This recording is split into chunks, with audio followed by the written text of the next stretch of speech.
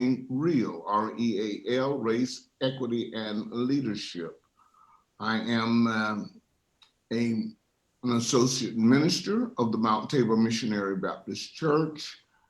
And I think that my 34 seconds are just about up. Thank you so very much for this time. I truly appreciate it. Thank you, Commissioner. Also running in District 1 is Kyle Scott Batea. Kyle, if you're available, would you give us an introduction, please?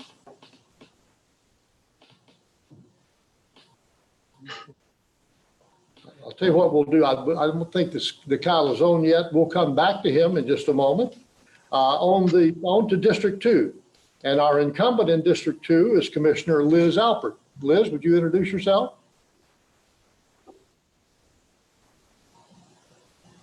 We may be working on another one coming up. All right, we're not going to let it deter us, so we're going to move right along. I know in District 2, also running is former Commissioner Terry Turner. Terry, I know I saw you on there. Could you give us an introduction, please? I can, but I think Liz is live now if you want to stay in order. Are you there, Liz? I'm here. Okay, thank you, Terry. And let's go back to our order. Liz, if you would introduce yourself, we would appreciate it. All right. Well, I want to thank the Arts and Cultural Alliance of Sarasota County for hosting this forum today. And when I ran 5 years ago, I wanted to bring the Bayfront 2020 vision to completion and help resolve our homeless problem and implement smart growth in our community. The Bay project is well on its way. The homeless count has been reduced at least 60% in the city, and smart growth is occurring in our community. I'm running a second time because I want to continue planning for smart growth, planning a smart multimodal transportation system, of planning for sea level rise and sustainability, of planning the creation of a world-class park system, of planning for how we retain our historic and cultural assets such as the Sarasota Orchestra and Selby Gardens. I've been working on these issues for the past 5 years. We've made significant progress, but there's still more to do. I'm asking for your vote so that I can continue my work for you and with you.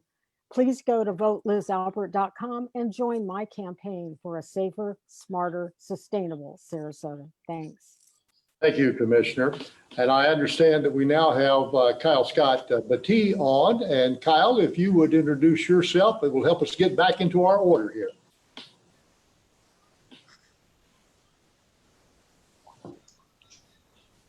Well, maybe I was wrong. I'm sorry about that. We're going to jump back up to, he's on. Okay, Kyle Scott, I believe you're on now. His mic is off, Jim.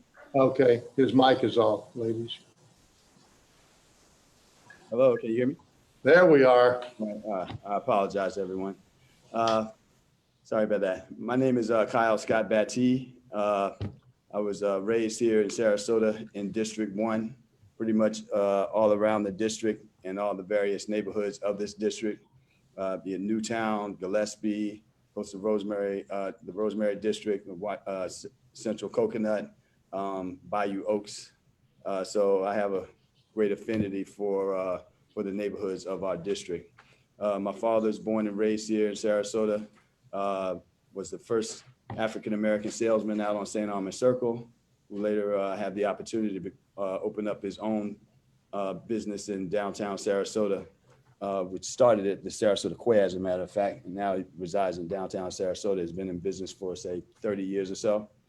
My mother was a pillar in the education community, where she worked at Emma E. Booker for a number of years, teaching our youth, particularly of Newtown, and basically talking to them about the importance of education as it plays a major role in their futures. But that being said, I left Sarasota some time ago to go to New York City, where I myself was involved in the arts and culture community of New York City. That being said, I can say that Sarasota is very well respected in New York City for it in how well endowed it is in the arts and culture community here. So I have a great affinity for the arts and culture community here because I myself have a television show and am involved in the arts and culture community. So that's my story, and I'm sticking to it. Great. Thank you, Kyle Scott. We appreciate it. Now, former Commissioner Terry Turner, we're back to you. Thank you for being so patient. And if you would, tell us a little bit about you. No problem. Thank you, Jim, and thank you for your organization for providing this opportunity. City government is quite complex, more so than many people understand. To be an effective commissioner, one must have experience in 3 core areas: experience managing in large, complex organizations, in-depth financial management experience, and detailed knowledge of land use regulations. For nearly 30 years, I worked in large, complex organizations. I was the corporate treasurer for Bank of America in San Francisco, a financial controller at Eastman Kodak in upstate New York, and a managing director at Bankers Trust in New York and London. I also worked as a finance professor at the University of California, Berkeley. Here in Florida, I focused on the environment. I served as board chair for the Nature Conservancy of Florida, board treasurer for 1,000 Friends of Florida, a member of the Sierra Club Conservation Committee, and finally a member of Sarasota County's Environmental Lands Committee. I also have extensive experience in land use regulations. I served as a member of the Sarasota County Planning Commission, and as Jim mentioned, I served previously as a city commissioner. I believe the breadth and depth of my experience qualifies me uniquely to help lead Sarasota during these difficult times, and I ask for your vote and the opportunity to serve. Thank you. Thank you. Our final seat in this year's election is the District 3 seat that will be vacated when Commissioner Shelley Freeland Eddy completes her term in office. And we want to thank Commissioner Freeland Eddy for her service to the community and wish her every success as she resumes her work in her law practice. First, in District 3, let's hear from Eric Arroyo. Eric? Thank you, Jim. My name is Eric Arroyo. I am an attorney here in town. I specialize in trust and business law. I'm a first-generation American. I moved here when I was in high school. I graduated from Riverview High School locally. I met my wife there, married, have a daughter that's coming in the next week or so. We've had a couple exciting times, thinking it was time this last week. But aside from that, I mean, I used to bike these roads to go to Riverview. I used to work at Walgreens here locally for the longest time. A lot of the people that I'm meeting in the arts community and in the legal field are people that used to be my customers. I'm like, I remember you. I helped you find milk. And and so with that being said, I manage a lot of private foundations here locally, and we big supporters of the arts, right? The Perlman Music Program, the orchestra, the opera, the Circus Arts Conservatory. The private foundations that we manage at our firm, we give in excess of $500,000 to the arts and other nonprofits locally every single year. And that is the beauty of Sarasota, the power that our philanthropy can create and keep these organizations running and doing good for the world. Thank you. And thank you. And our final introduction for the evening, and also running for the District 3 seat, Daniel Claremont. Daniel? Well, thank you, Jim, and thank you to the Alliance for holding this very important forum. Yes, my name is Dan Claremont. I am running for District 3 City Commission. Very excited about it. My wife, Yvette, and I moved here 10 years ago. I've been coming to Sarasota regularly since 03, 04, bought a property here in 06. My business partner, I'm from Wisconsin, and we had business there. He moved here in the early 2000s, and so I bought a place in 06 and moved here permanently in 10 with our last and final of our 5 children in 2010. We've been here ever since, and 5 children, and all of them have been on stage. All have had the experience of playing instruments and singing, and they're all quite good at it. I can't do any of those things, so for some reason they inherited that from somewhere, but not likely from me. So, but I've seen the effect it's had on them through their education and experience, and I've seen the effect it's had on our city. You know, we're a small city with a cosmopolitan attitude, and that's because of the arts and the culture in our city. I'm very supportive of it. I was looking very forward to tonight, and I'm excited to be participating. Thank you. Thank you, Dan, and thank you to all of the candidates for being here tonight. We're going to move right into our questions to maximize our time with you. And our questions tonight have been provided by people in the community.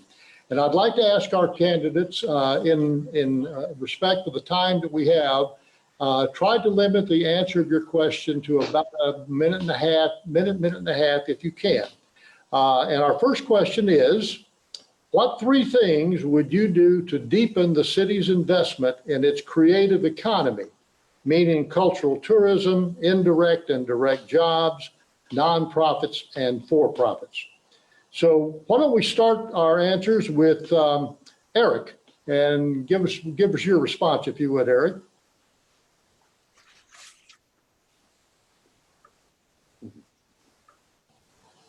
All right, there we are.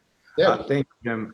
In terms of what the city can do, we can always provide supportive ordinances. We can encourage growth, flexibility, and encourage tourism and philanthropy. By encouraging people to move here, we encourage them to spend in philanthropy. By allowing the nonprofits and other organizations to exist and to not be intruded on by the government, we're allowing them to grow and not leave the city like many have so far. In terms of what the city can actively do, the city can address homelessness and walkability, because that is really what's going to affect the future of this city. If we make this city an attractive place for people to come, where there's a good quality of life, we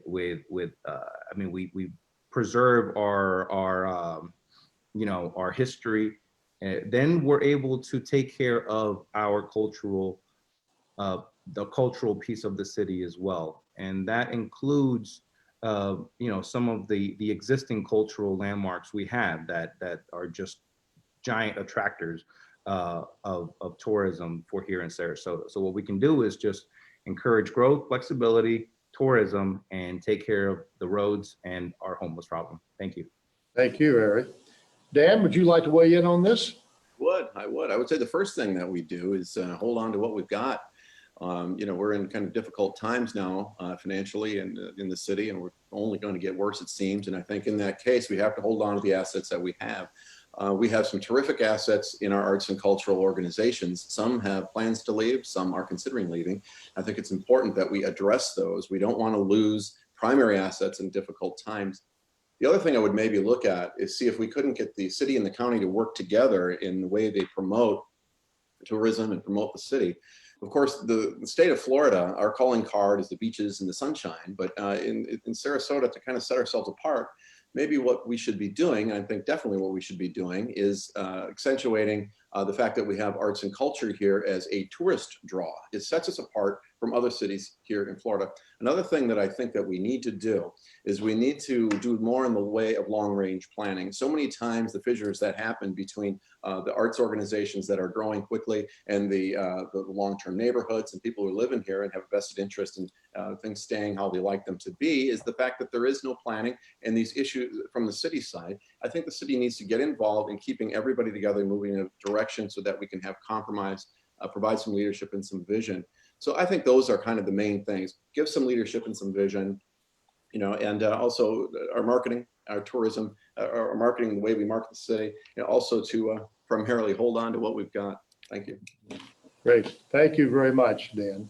Let's move down to District 2. Terry, would you like to give us your response to this question? Yes, thank you.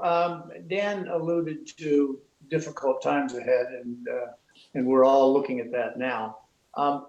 The primary source of local government support, financial support for the arts in Sarasota is the tourist development tax. The county commission controls these tax receipts and is inordinately focused on sports tourism to the detriment of arts and culture. I hope to be appointed to the Tourist Development Council, where I will advocate for a larger allocation of tourist development tax revenues for the arts and a de-emphasis on sports tourism. Beyond that, the primary responsibility for city government is providing clean, safe streets and an attractive public infrastructure, especially public art. These provide an environment in which arts can thrive, and it will be very important during the next 3 to 4 years that we do in fact continue to focus on essential services. Finally, I believe there should be a more constructive, ongoing dialogue between city government and the leadership of the city's private arts organizations. I will work to foster such a dialogue. Thank you. Thank you, Terry. Commissioner Alpert, would you like to weigh in on this one?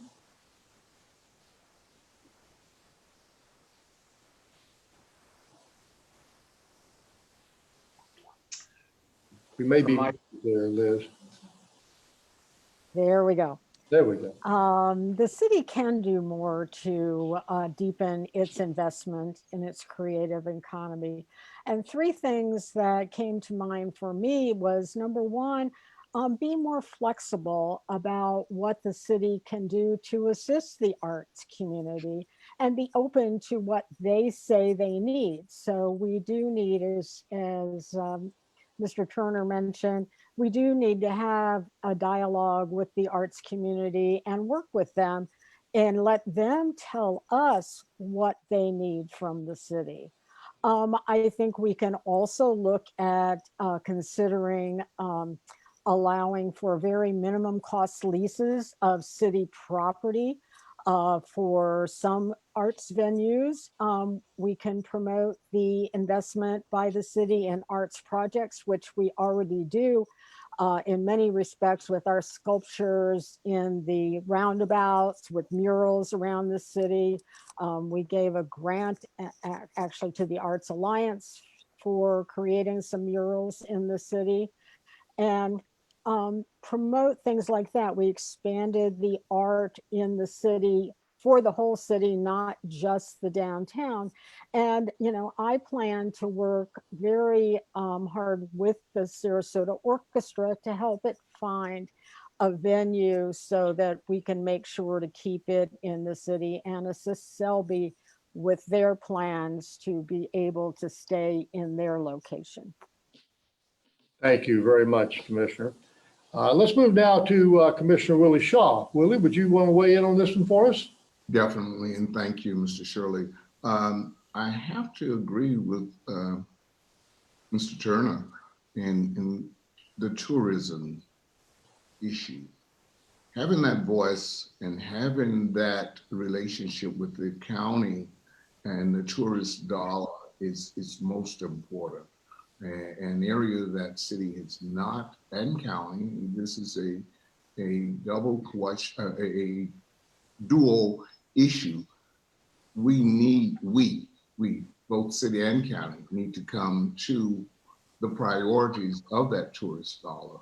And our arts and culture have been the carrying point of the city of Sarasota. It's a mecca. It's known throughout the country and the world for what it is and who it is and who it brings to this area. I also would love to continue or deepen the inclusiveness, the role that David Cohen played in many years ago with the orchestra and its participation in the minority schools in Booker. We learned very much of what we had and who we were. And that inclusiveness is broadened when we include the entire city, all of us. And of course, we as a city must maintain the level of services we provide our constituents in the roads, health, and its welfare. These are issues that we have to have in order to maintain and retain who we are and what we are as we go forward. Thank you. Thank you, Commissioner. And Kyle Scott, you're up. Thank you for that question. You know, as someone that's a part of the arts and cultural community here in Sarasota, and knowing its importance, you know, even since being a child here, you know, we can't allow the institutions that exist presently to sort of leave our city and go to, you know, places, say out east in Benderson Park, such as Moat Marine. I mean, Moat Marine, its environment is synonymous with the name, you know, so why would it travel all the way out east due to the lack of endorsement by the city commission is beyond me. Trying to find a home for the orchestra. I sat with Joe McKenna and did a tour of the orchestra and so on, and they've outgrown their space. You know, the city needs to work with them in terms of trying to find a home to accommodate what it is they're trying to accomplish that serves our city, you know, to the best of its ability. And you know, that's egregious in my thinking. But that being said, you know, the arts and culture institutions of this city are like the largest employers in the city, you know. And if you factor in the large swaths of small businesses that depend on the patrons in these institutions, it's the largest contributor of the local economy and a major driver of tourism in this area. You know, so I wholeheartedly agree with Commissioner Albert, and I think we need to do a better job of communicating with the arts and culture community, finding out what their needs are and doing what we can do to better serve them and use everything at our resources at our disposal to see that they flourish, that they prosper, and that they continue to be successful like in this city. I mean, they're basically the main thread in the fabric of the city. It's synonymous with the identity of Sarasota. So I would like to see the commission work with them as opposed to against them. So that's my position. Thank you. And thank you all for your answers to this very important question. Our next question is going to come to you from the founder and artistic director of the West Coast Black Theater Troupe, Nate Jacobs. Nate? Hello, I'm Nate Jacobs, founder and artistic director of West Coast Black Theater Troupe. What steps do you envision the city taking to create a more inclusive environment? Great question. Why don't we start this one with Commissioner Alpert. Liz? All right. Yeah, actually, I think there's a number of things we can do, and there's a number of things that we have already done. We're already making efforts to create a more inclusive environment in the arts. We were helpful to the West Coast Black Theater and helping them develop their new performance venue and working with them to we're working with them now to allow performances in the parking lot while they're not able to accommodate patrons indoors. We specifically sought out an artist of color to create the murals for the Lido Beach Pavilion, with one of the murals actually commemorating the history of the protests that integrated the beaches. We just allocated funds and land for the Sarasota African American Cultural Coalition to move the historic Leonard Reed House to city property and set up a starter museum. We're providing space in Island Park for a sculpture commissioned by the Diversity Public Art Committee. In addition, we're providing funds to construct the foundation and pay for the electrical services for the display lighting. We help fund the Newtown Alive project to document the history of Newtown. Those are the types of things I think we need to continue to foster and support to create inclusiveness in our environment. Thank you, Commissioner. Former Commissioner Turner, would you like to weigh in, please? Yeah, a little bit. Thank you. I'd start first by pointing out that the city itself has a diverse workforce. It has laws and policies against discrimination, and it has a progressive approach to policing. I think that provides a foundation and an attitude in the environment. The Commissioner Alpert mentioned a number of things the city is doing. I would add that the Van Wezel's Educational Foundation and the Van Wezel itself, the city's Van Wezel, have an educational program, and that has a significant outreach to the young people in Newtown in particular, but across the city too, for underprivileged children. I think these efforts should be continued and expanded as opportunities and needs present themselves. Thank you, sir. Let's move now to Kyle Scott, please. Thank you for this question. And Mr. Nate Jacobs, executive producer of my show, or what have you. Shameless plug.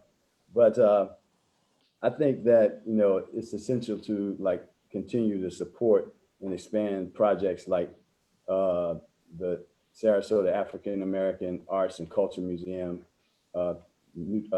West Coast Black Theater, with things like their summer program that they provide for African American children out of Newtown and pretty much throughout the city. So, it's a bit diverse. I know the Sarasota, Florida studio has a summer program as well that they provide for children and so on. So I think it's the grassroots effort of that, starts with children. And we need to sort of foster the idea of arts and culture with not only this in our schools, but at home. So we need to make things more available to them, where they can sort of feel a part of that community. I live up near Ringling School of Art, and I know since I've left and that I've come back, Ringling is no longer a part of the thread of Sarasota as it used to be before I left. I would like to see, things like that. I like to see them sort of ingratiate themselves in the community, the students of Ringling. I think West Coast Black Theater does a great job of sort of inclusiveness in the programs that they provide. Florida studio as well. But, as a city, I think that, working in the service industry, the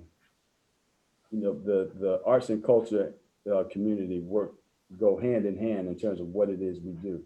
And I know in terms of what I see those in the arts and culture community, I don't see a lot of like African Americans part of that community. And I would like to see more be a part of what it is what we're trying to accomplish here in this city, because Sarasota is a beautiful place, and I'm trying to make it as more inclusive as I possibly can. So that's where I stand. Thank you. Commissioner Shaw? Thank you. Mr. Jacobs, I truly appreciate your question in the role of inclusiveness. Number one, it moves very much so into District 1 with the West Coast Black Theater. I want to go even further. My son participated in the ballet, the Sarasota Ballet with Jennifer Gamenke. For 8 years, she did ballet, and that inclusiveness created a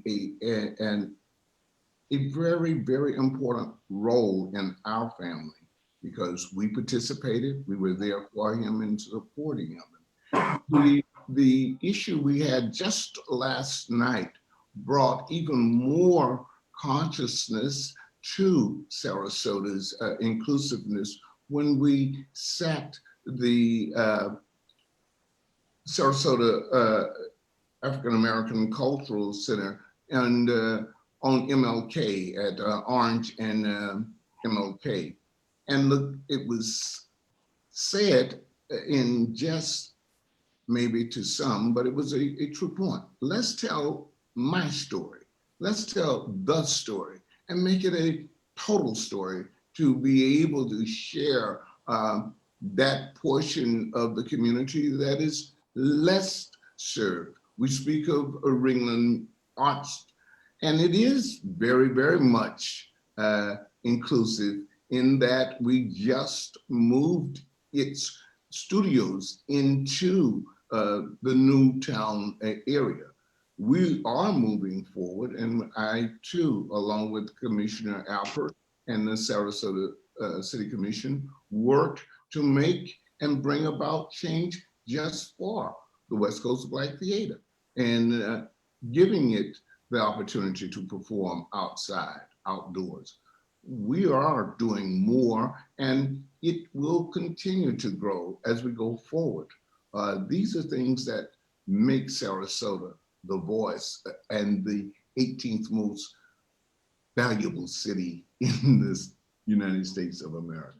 this is the place that people want to come because of who we are. Our example has been copied by several other cities in the 412 cities of this state of Florida. And with that, thank you so very much for the question. And I do hope that it was your answer. Thank you, sir. Mr. Claremont, would you like to weigh in, please? I would. Thank you very much. You know, Jack Welch, he's a CEO or past CEO for GE, and he had a phrase, what gets measured gets done. And I think that what we could do as a city is we could encourage, if not require, organizations to have an inclusivity plan, maybe apply some numbers to it. What are you going to do? And then a year later or so, review that and say, what have you done?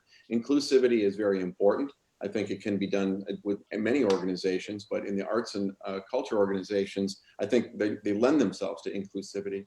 We have so much talent in our community, and we'd like to have everybody included. And that starts with students as well. And I think that I know that many of the organizations here, they do have scholarship programs because they've got youth music and so on. And it's very encouraging to see. I know my kids were all involved young, and you know, some people can't afford to be involved. And it's just a great thing if organizations in the city here are able to include people in different socioeconomic groups and say, come on down, we can help you get involved in this. We can get you instruments. We can help with the tuition and so on. It's very important that that happen.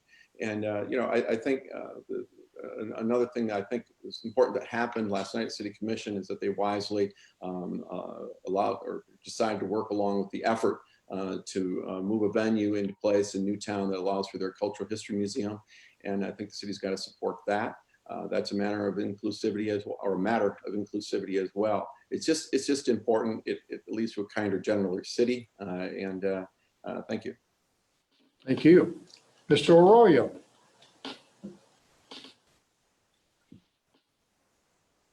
I keep forgetting to unmute. So your question was what 3 things you would do to deepen the city's investment in creative economic, nonprofit and cultural tourism, et cetera. I was having a discussion recently with someone and we were talking about the unconditional surrender statute.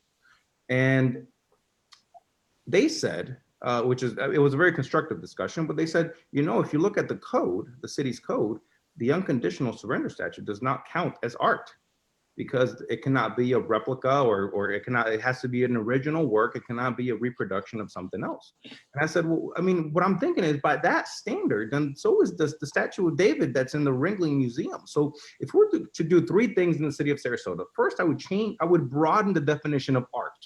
First of all. Second, I would direct the EDC to be supportive in arts organizations that will come in here and employ more jobs and organizations that kind of lend themselves to the arts industry. And the third thing I would do is host more international events here. Like the film festival, like the speaker series at the Ringling College, like the international performances that come at the Van Wezel, like art festivals. We need to create an environment that is not burdensome, especially in these times. And those are the 3 things I would do. Thank you very much, sir. All right, we're going to move on to our next question now.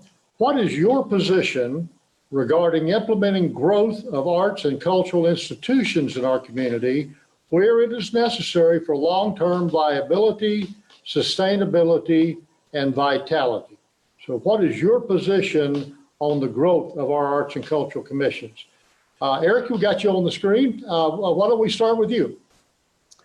My position regarding implementing growth of arts and culture institutions, I'll just piggyback off what I just said, which is direct the EDC to be supportive of arts organizations so we can bring them into our city. It is to not be burdensome. The city needs to, when people come to visit me in Sarasota, I don't automatically take them to the beach. I take them to the Ringling Museum to see the Embrace Our Differences display at the park here by Marina Jack. I take them to Selby Gardens. I take them to the Unconditional Surrender Statue. We might see a show here or there. And that is my city. When I think Sarasota, I don't think beach. I think I think arts. And we need to create an atmosphere here in the city that no organization that is a nonprofit or arts centric feels that they are not welcome. And that's what we've been creating here in Sarasota. We really, really need to change our tone as it relates to the arts.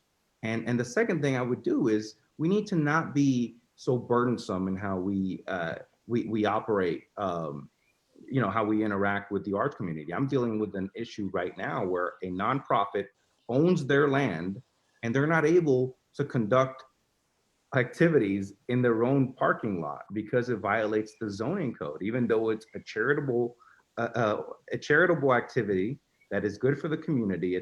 Actually, the city has said it's community service. And I think we really need to change our tone as to how we interact with the charities and the arts community. And that's what the city can do as of this time. Thank you, Eric. Dan, would you like to weigh in on this one? I sure would. I've been on record many times, stating how I understand the importance of the arts and cultural institutions here as it relates to our economy, how it's a driver of our employment, how it draws tourism that helps all of our businesses. And, it's also a differentiator. It makes us stand out from the other cities all over Florida, really, for that matter. And we have to be there as a city to support these organizations and to support their growth plans so that they can be vibrant in the city. It helps us with our vibrancy. I talk in some of these forums about primary responsibilities of the city. And, that can be police coverage, that can be utilities, but it's also in supporting and nurturing primary industries. And, certainly we have tourism as an industry here, and we re-nourish beaches. We have to be there as well during difficult times and in the salad days for the arts and culture organizations. It's just important that we do that. And if we don't pay attention to them, if we allow them to founder, if we allow them to leave, that's a mistake, and we do so at our peril. Thank you. Terry, would you like to weigh in on this one? I would. Thank you, Jim. My wife, Nancy, who, by the way, is a fine art printmaker, and I have been supporters of the arts, both visual and performing arts, wherever we have lived.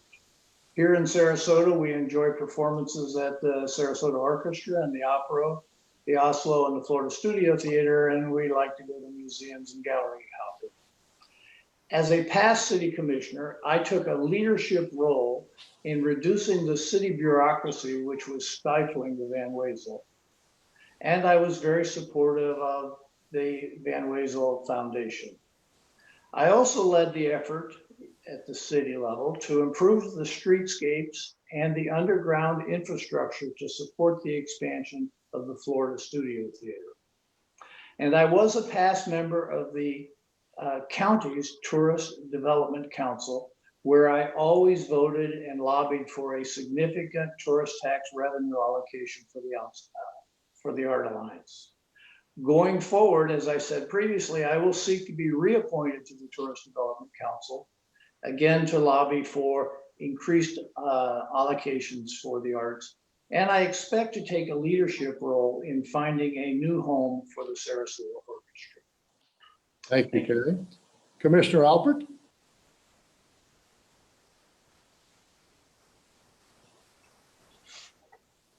Well, there's not a lot I can say that hasn't already been said, but I certainly am in support of implementing the growth of our arts and cultural institutions where it's necessary for long-term viability, sustainability, and vitality. And my 5 years on the commission, I think I've demonstrated my commitment to that cause. The arts are one of the largest employers in our community. There was a great editorial in this morning's paper about how it is the largest employer in our community, or one of the largest, and it's a tremendous economic driver.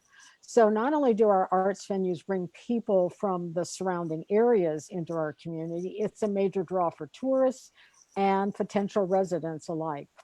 If we don't encourage and support our arts institutions in our city, they'll have no choice but to look for other locations who will appreciate what they add.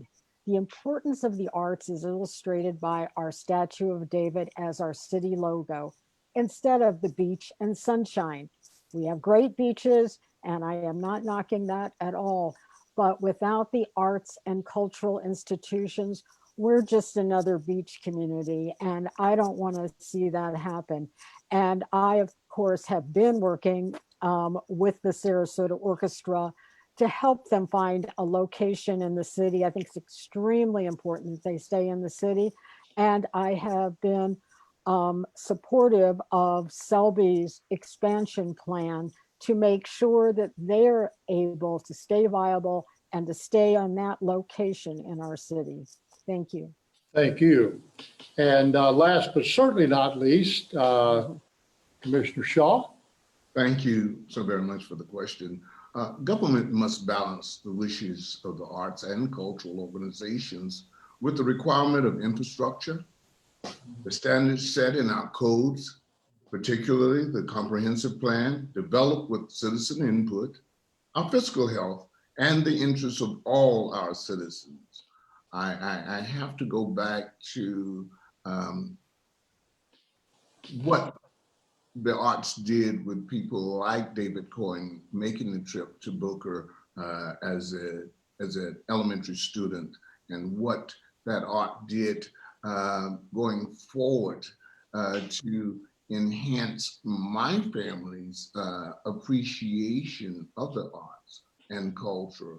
Not only did my son dance with Jennifer Gaminke and the Florida Studio Theater for 8 years, but he was also a very good student of the saxophone.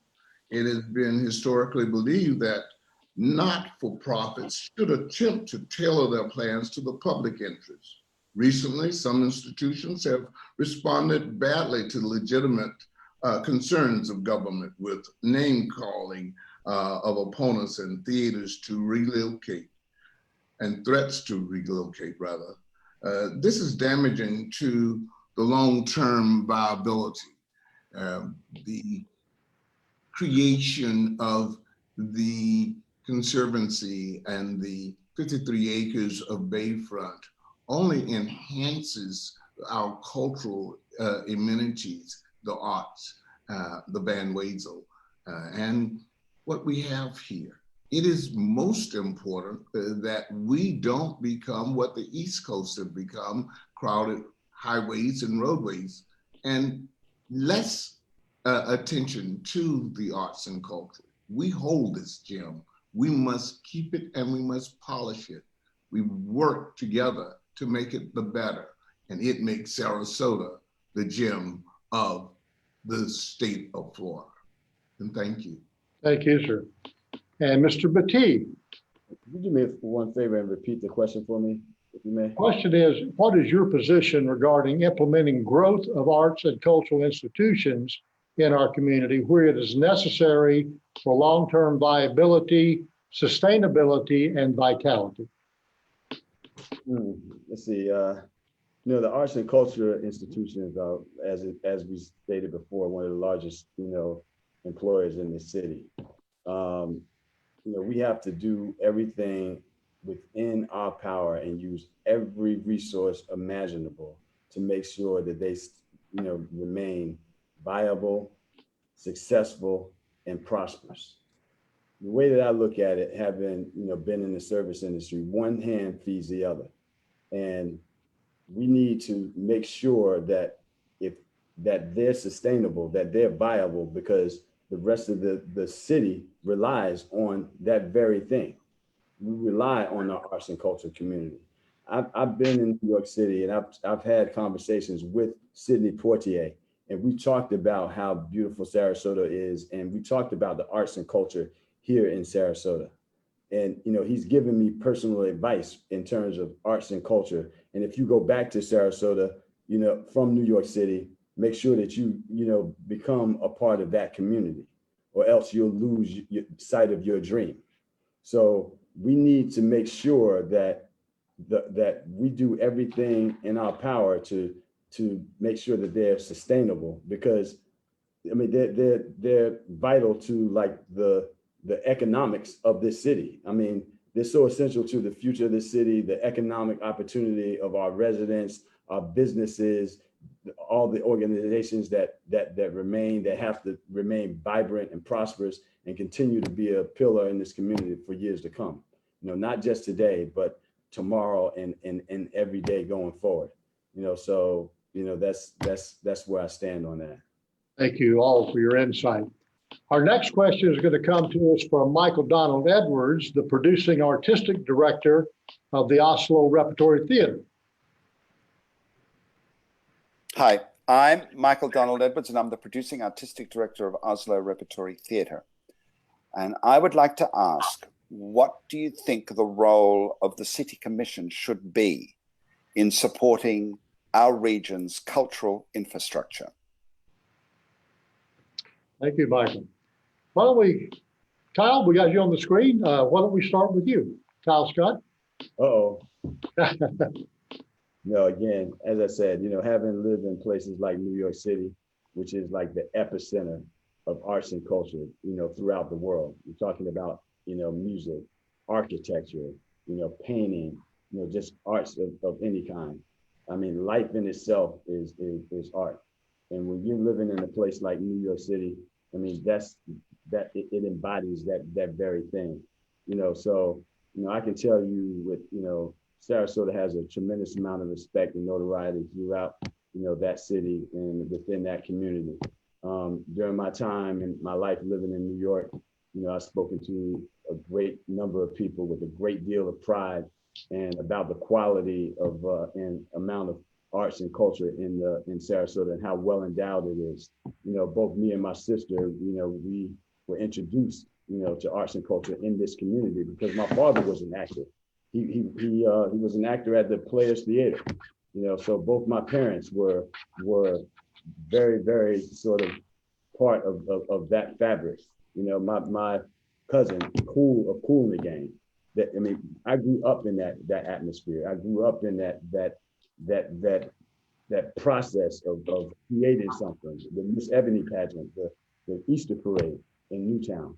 Like, we need to bring those organizations, those things, those entities back to Sarasota, particularly in District 1, and because they provide a great amount of pride, you know, to the people, you know, in our district. And you know, like I said, you know, I celebrate that, and like I said, this is the heartbeat of this city and the fabric of downtown. You know, we have to make sure that we keep our organizations intact.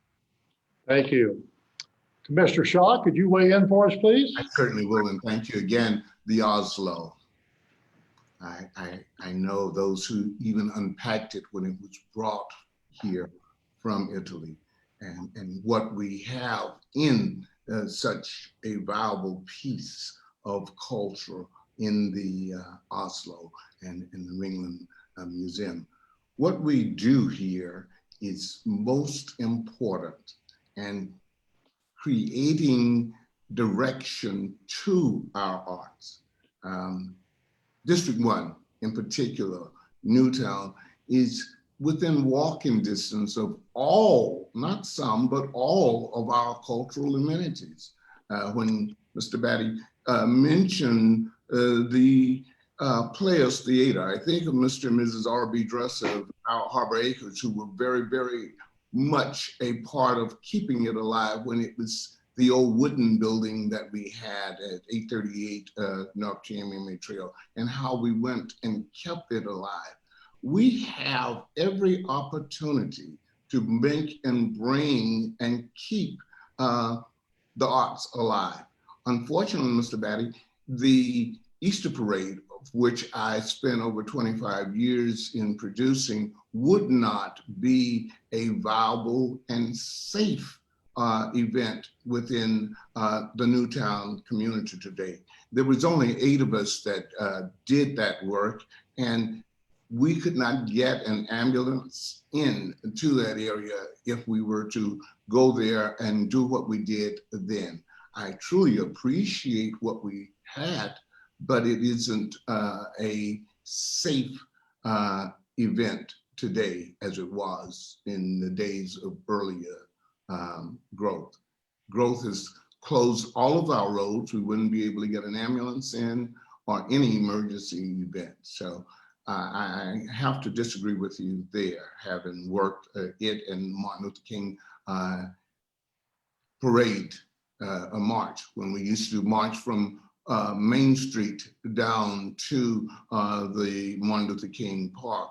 And before the city involved itself, we only had one lane of traffic open. So safety and health still yet becomes a very big part of these cultural events. I like to see them go forward, but we have to look at a broader conversation on that as we go forward.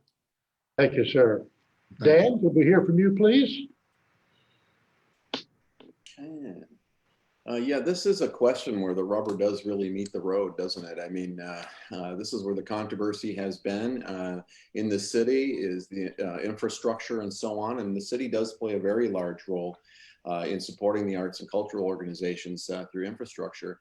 I think that we say many times government just needs to get out of the way. I think in this case, we do need the government to get involved, to get city government involved, because what's happened is we've kind of sat back, let the organizations in town determine their needs, and they come to the city preliminary, and then with some plan, then they go back to a neighborhood, they have their one meeting, and then pretty soon it builds into this crescendo where we end up with Thunderdome in the commission chambers, multiple different t-shirts, and everybody's angry with each other. I think the city should be providing some leadership, it should be providing some vision, and it should be also finding the needs earlier on. It should be going to people like our Jim Shirley and to people who are leading these different organizations and saying, we're not talking about your needs now, what are your needs in 3, 5, 10 years? And then you start down the road towards future land use. You start to talk to the neighborhoods, you get CCNA involved and said, you want to be involved, here's your chance. This is what we as a city would like to see. This is what these organizations are needing, and they are vital to the city in general. How can we work together? How can we find compromise? These are the things I think that the city can do to recognize the fact that this is about the business of the city. I have a business background. When I was back in Green Bay and I had Wisconsin, I had an embroidery and screen print company. You can bet I relied upon the business that came to us because of the Green Bay Packers being there, because of one of the largest trucking companies in the country being based there. The business of our city is our arts and culture and our tourism. We have to make sure that they are growing and viable so that we maintain our vibrancy in the city. Thank you, Dan. Eric, could you weigh in for us, please? Thank you. The role the city commission should play in the development and support of the region's cultural infrastructure is your question. Correct. It is to promote inclusion and diversity. The role of the city commission is to create a climate that encourages charity, that encourages art.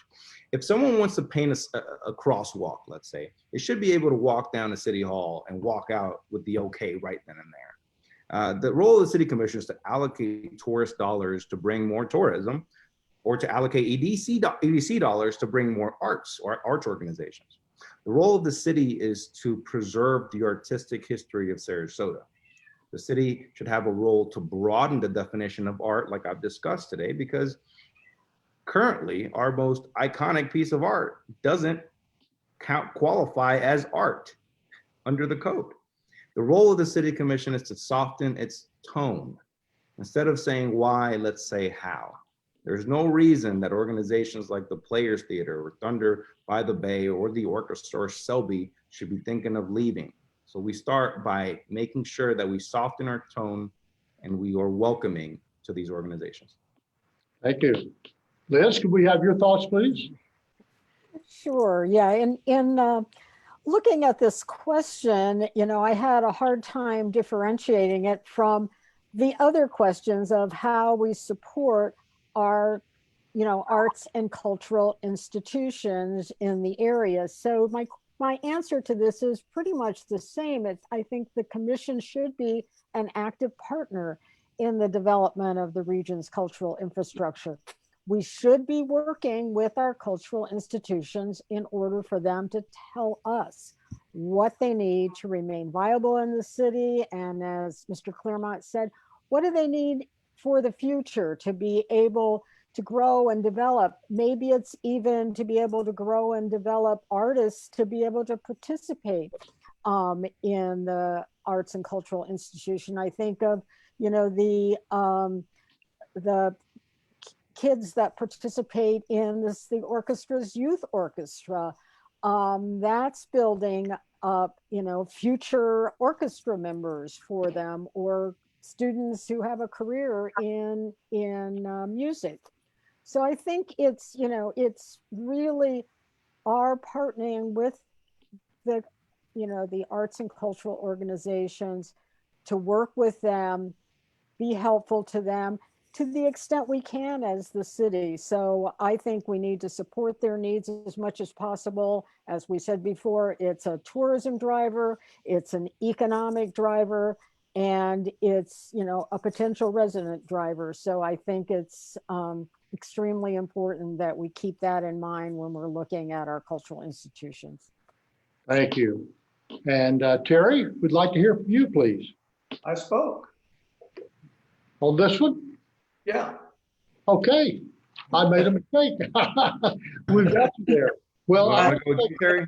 It's not like a politician to pass up an opportunity. I started to say that may be a telling statement right there, and I appreciate that. Well, you all have been very, very helpful in providing your thoughts about the arts.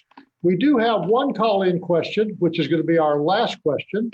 And it's a way that you can wrap it up by telling us a little bit more about you so we can get to know you more personally. And it is, please share your public service experiences that make you qualified to serve as a city commissioner.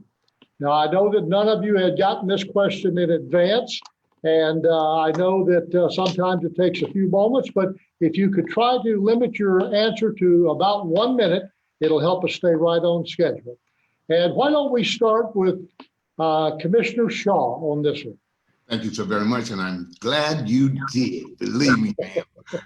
The role that I have played in the community, coming to the City Commission, I had worked on our ad hoc police advisory panel in the beginning, which was very instrumental in the work that I've done in the last 9 years in Sarasota's policing and in its reform, creating and using, along with Chief DePino, DMI, drug market intervention, the High Point Plan in policing, reducing crime in North Sarasota and in Sarasota by 35% over these 9 years, 30% rather, has brought about change. Not only was I very much involved there, but I also have been a part of the community at large. When it came to the MLK celebration, it came out of the Postal Service, the U.S. Post Office, from whence I worked, that made it a part of what we have today in celebrating MLK. It has helped me to go even further, and I am presently the chair of the Southwest Regional Planning Council. That's 6 counties in the state of Florida and in our region that I chair to create inclusiveness, growth, and vitality. It's at the Metropolitan Planning Organization, having chaired it, the roads between Manatee County and Charlotte County. All of these came from the work that I did from the outside in this community and in this community's electoral position. I also worked to bring about change and inclusiveness on more than one occasion than we have had coming into city government, which, thank God, got me the opportunity to serve you 3 times as mayor, 2 times as your vice mayor. When it comes to this, as I look among us, I don't know of others of us, I'm a Vietnam era veteran, having served this country in its military. And so I'm very much a part of what makes this city and this country what it is today. Thank you so very much. Kyle Scott? Thank you for this question. That being said, no, I do not have experience on a number of boards in this city. My experience is the board of this community. I've ingratiated myself throughout Sarasota, throughout my district, throughout the city of Sarasota. There's not a place that you can go from, say, Newtown down to downtown Sarasota, out to Siesta Key, where any business owner doesn't know who I am. I provide service to them. I talk to them. I ask them and talk to them about their problems, what what they can do, or what, if I were to become city commissioner, what I can do to help make their situations better. I talk to business owners in downtown like every day. My headquarters, my campaign headquarters is in Rosemary District. I provide business for Rosemary District. I bring business to Rosemary District. I bring business to downtown Sarasota. Since I've been back here in Sarasota, that's all I've done is service to my community in terms of ingratiating myself to this city. So it's not a popularity contest. It's about service. And as Muhammad Ali once said, you know, service is the rent that you pay for living on this earth. So when I'm out in the community of Sarasota, be it downtown, Rosemary District, Siesta Key, St. Armand Circle, or wherever it is, I'm about service. Because when I think of businesses, when I think of the arts and culture community, whatever it is, I see people. Why? Because I'm one of the people. I'm of the people, and I'm one of the people. So anything that happens in this city, it affects me as well. I'm not in the seat of commissioner, so I don't have votes at this present time. I do not. So any votes that happen affect me as well, just as the people that I'm out there speaking to. I just saw a woman just the other day, and she asked me, "Oh, what would you do, if you became commissioner?" I flipped the question. I said, "Well, what do you want? What changes do you want to see?" It's because it's not about me. It's about you, because I will be serving you should I have that seat. So trust me, I ingratiate myself throughout the fabric of this city, no matter where I am. So when you're talking about being a city commissioner of District 1 and serving the greater Sarasota, I'm the person that you're talking about, because I'm the person that services this community and so on, and provides them what, the service that they need. Thank you very much. Well, thank you very much. Former Commissioner Turner. Thank you. I alluded to some of these things in my introductory comment, and I'll expand a bit. I've been in Florida since 1998.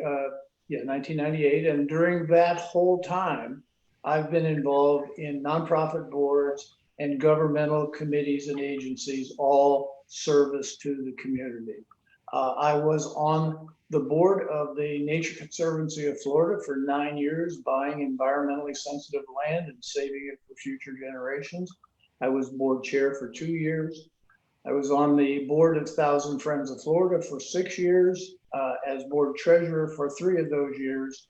I was on the Sarasota City Sierra Club Conservation Committee and on the Sarasota County Environmentally Sensitive Lands Committee. At the county level, I was also on the county's planning commission for 3 years, and I was for 6 years on the county's environmental economic development corporation, its predecessor, for 6 years.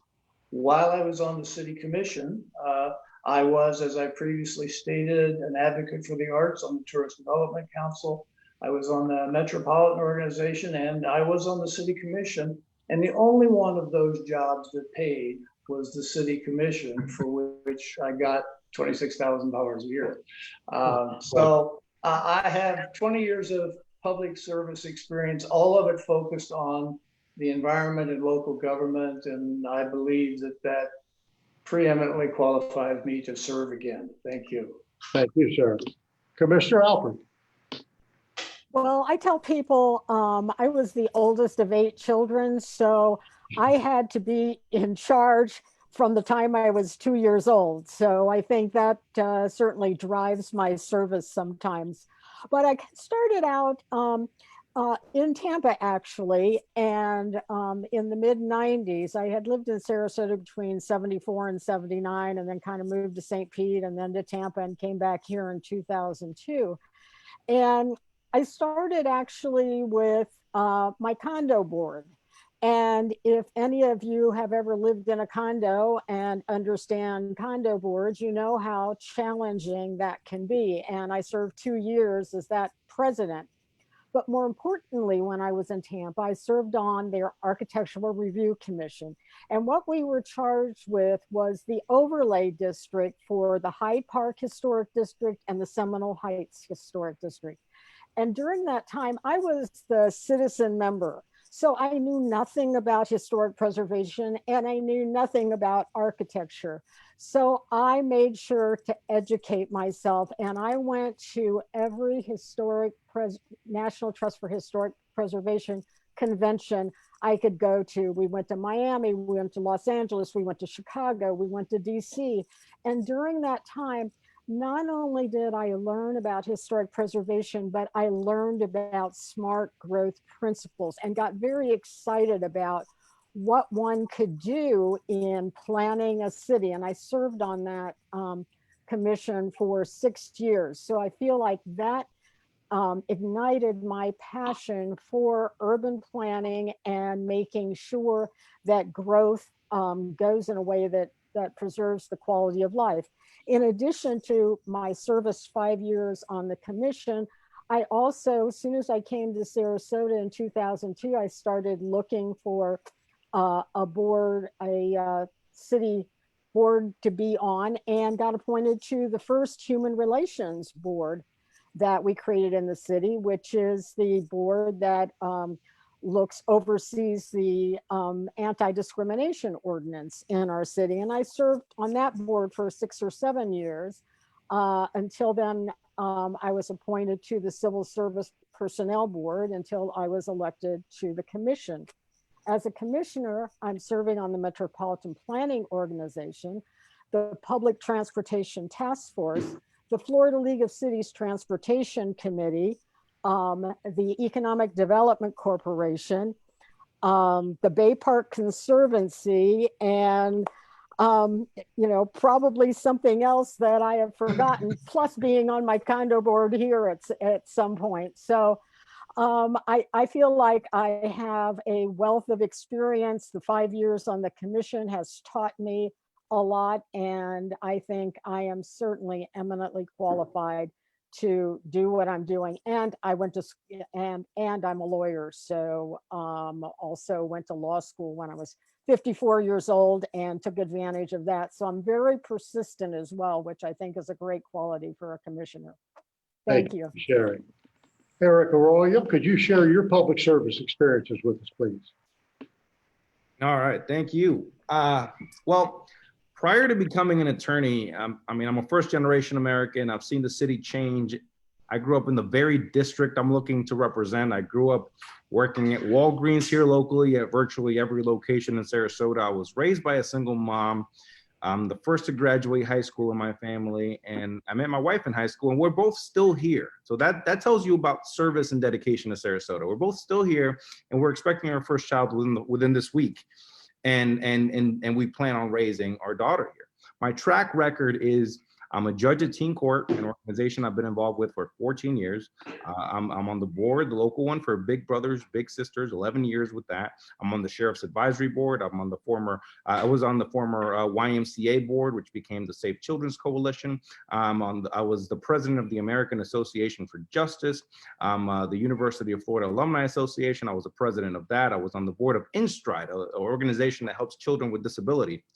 I was on the Scholarship and Education Committee for the Community Foundation, and a scholarship I received when I was in high school going to college. I've adopted roads and cleaned roads in Sarasota. I've donated to ESOL for the Sarasota's schools and spoken to the children. I'm in the Diversity and Inclusion Committee for the Sarasota Bar. I've been a part of the Chamber of Commerce, YPG, and I have represented nonprofits, small shop owners, and other people before the city commission to make changes that I'm still advocating for in this race.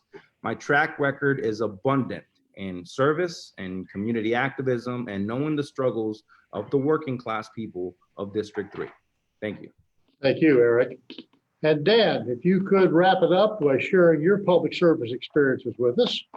Absolutely. And the question basically of public service is really, what have you done for your community? And, you know, I've worked with as a guardian ad litem in Manatee and Sarasota County. I've done that for several years, and that was a stressful position. For those of you who don't know, I'm sure Liz knows plenty about it. You represent children basically to the court when they, I'm not an attorney, but you don't need to be, represent them to the court when there is a child abuse case, or there's something where there's some dispute as to who should be having the child, or the child's been taken from the home and that sort of thing. And it was rewarding and at times shocking what you come across. I also spent time when I was back in Wisconsin working with the Chamber of Commerce as a result of me being in business there, which I was for quite a while. And I don't know if you call it public service, but I did run a business where we had between 30 and 40 employees at any time of the year. That is a public service, I suppose, in its own. And at that time when, you know, I had a sleeping bag at my office because sometimes I slept there. There wasn't a lot of time for public service at that time, especially like I mentioned earlier, 5 kids in a business. So that's sort of thing. But I still found the time to volunteer with for my kids as a chaperone on the band trips. Took 4 long trips, New York City to be in the Macy's Day Parade, to Florida to march in Orlando, and out to the Rose Bowl Parade, Independence Day Parade in Washington. Those were very rewarding experiences with the kids, and that's a form of public service as well. And I might not have the impressive resume some of the folks here have, but I will add, and I know we have a common experience here, it's a form of public service, just campaigning. And so for the past year, spending the time learning to drink coffee, and lots of it. 14 months ago, I wasn't a coffee drinker. I certainly am now. I had 2 cups this morning, in fact. And that's a form of public service, learning what the issues are, who the people are, what they need, what the city needs, what you think you can bring. Really falling in love with the city and its people in that manner. And I think that's a form of public service as well. Thank you, Dan. We appreciate it. And I'd like to thank all of our candidates for the way you've presented yourself, the way you've conducted yourself. I think no matter what happens, we wish you all the best of luck, and our community is going to be in good hands. And I want to encourage you to continue this type of positive civil discourse as you move forward. I think we can all gain by that. I'd like to thank our host, Florida Studio Theater, for having us here tonight. And I'd like to remind all of us in the audience, the candidates and the people watching, we're still in the middle of one of the most difficult times that our country has faced yet. The arts will be the last groups to recover from this because of the nature of our business and how we get people together. And it's really important that we continue to support our arts and cultural organizations. All of our candidates have indicated an interest there. And I want to encourage everyone to make sure that you get out and vote. It's the way to make your voice heard. Thank you for joining our forum. Thank you again to our candidates, and good luck to all of you. Thank you. Thank you. Wish you well. God bless. Love you. Thank Thank you, everybody.